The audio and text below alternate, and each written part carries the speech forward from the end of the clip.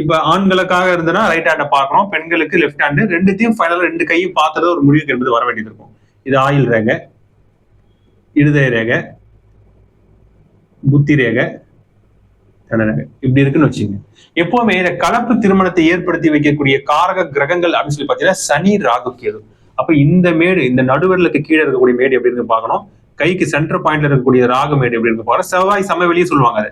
இந்த இடத்துல இருக்கக்கூடிய கேது மேடு எப்படி இருக்கு பார்க்கணும். இந்த 3 மேடுகளுடைய தொடர்பு தார ரேகைக்கு இருக்கும் போது அவங்களுக்கு இதே போல கலப்பு திருமணம் ஏற்படுவதற்கான வாய்ப்புகள் உண்டு. தார ரேகைனா இந்த சுண்டி வரலுக்கு சைடு பகுதியில இருந்து சில ரேகைகள் 1 இருக்கலாம், 2 இருக்கலாம், நிறைய கொச்ச கொச்சல் கூட வரலாம், நீட் இருக்கும், சுருகி இருக்கும், எப்படி வேணா இருக்கும். ஆனா நீட்டமா இருக்கிறதா வந்து பாத்தீங்கன்னா திருமணத்துக்கான அமைப்பு. மத்ததெல்லாம் வந்து பாத்தீங்கன்னா நமக்கு யார் மூலமா மொத்தவங்களை விரும்புறோம்னு வச்சுங்க, அப்ப கூட இந்த ரேகைகள் வந்து உருவாகும். சரிங்களா? அது போல விஷயம். ஆனா நீட்டமா இருக்கிறது தான் திருமணம் சார்ந்த விஷயம். சப்போஸ் ஏதோ ஒரு ரேகை வந்து நீட்டமா இருக்கு, அந்த ரேகையுடைய தொடர்புகள் இப்படி இருக்குன்னு வச்சு, இந்த ரேகையை வந்து நீண்டு மெலிசா போய் சனிமேட்டை போய் சென்றடையுது. இல்ல இந்த ரேகையில இருந்து இன்னொரு ரேகை கிளை ரேகை உதயமாகி இந்த போய் ராகமேட்டுக்கு போய் போகுது. இல்ல இந்த இடத்துல இன்னொரு கிளை ரேகை ஒண்ணு உருவாகி கேது மேட்டுக்கு போய் சென்றடையுது. இது போன்ற விஷயங்கள். சரிங்களா?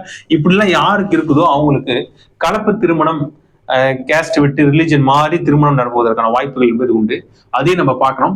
இதுவே ஒரு ஆண்களாக இருக்கும் பட்சத்துல சுக்கிரமேட்டோட நிலைமை எப்படி இருக்கு பார்க்கணும். சுக்கிரமேட்டுக்கும் இதே போல சனிமேட்டுக்கும் ஒரு தொடர்பு, சுக்கிரமேட்டுக்கும் ராகமேட்டுக்கும் ஒரு தொடர்பு, சுக்கிரமேட்டுக்கும் கேதுமேட்டுக்கும் ஒரு தொடர்பு இருக்கும் பட்சத்துல அவங்களுக்கு அந்த ஆணுக்கு வரக்கூடிய லைஃப் பார்ட்னர் அந்த பெண் வந்து பாத்தீங்கன்னா வேற இதெல்லாம் இருப்பதற்கான வாய்ப்புகள் வந்து உண்டு. இது ஒரு பெண்களுக்காக இருக்கும் பட்சத்துல செவ்வாய் மேட்டு எப்படி இருக்கும் பார்க்கணும். செவ்வாய் தான் வந்து பாத்தீங்கன்னா பெண்களுக்கு கலத்திர காரகன்றதுனால அதை நம்ம பார்க்கணும்.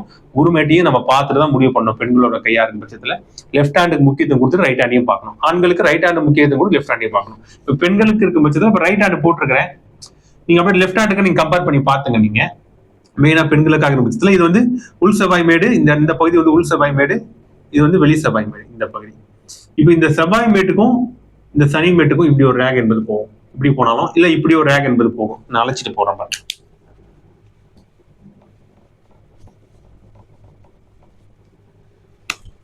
இது கீழ் செவ்வாய் மேடு, இது மேல் செவ்வாய் மேடு. இங்க இருந்து இப்படி இருக்க சனி மேட்டுக்கு போறது, இல்ல இப்படி இருந்து இப்படி போய் சனி மேட்டுக்கு போறது, இல்ல இந்த செவ்வாய் மேட்டுக்கும் ராகு மேட்டுக்கும் ஒரு கனெக்ஷனு, இல்ல இந்த உள் செவ்வாய் மேட்டுக்கும் ராகு மேட்டுக்கும் ஒரு கனெக்ஷன் இப்படி இருக்கிறது, இல்ல வந்து இந்த கேது மேட்டோட தொடர்பு, இந்த செவ்வாய் மேட்டுக்கோட தொடர்பு இப்படி இருந்தாலும், இல்ல பெண்களுக்கு வந்து அந்த இருதய ரேகைகள் என்பது, இந்த இருதய ரேகைகள்ல வரக்கூடிய கிளை ரேகைகள் என்பது ராகு மேட்லயோ கேது மேட்லயோ இல்ல வந்து இருதய ரேகைகள் சனி மேட்லயோ போய் சென்றடைந்தாலும் இது போன்ற விஷயங்கள் வருவதற்கான வாய்ப்புகள் உண்டு.